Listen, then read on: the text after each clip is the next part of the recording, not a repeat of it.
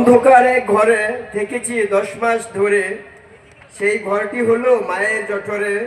ছোট্ট এই শিশু জন্ম নেওয়ার পরে মাই সব কিছু করে।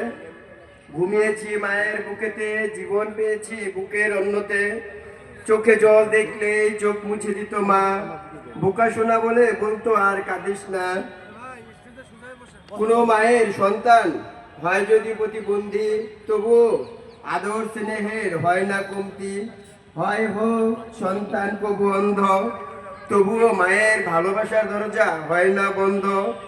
হাজারো কষ্টে মা বলে না সর, হাজারো ব্যথায় হাজারো অভাবে মা হয় না পর। একটা সময় এসে আমরা সবাই বুঝি, তখন চারপাশে মাকে শুধু খুঁজি।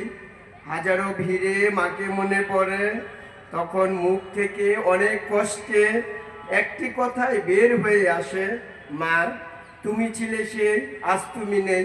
ধন্যবাদ সবাইকে।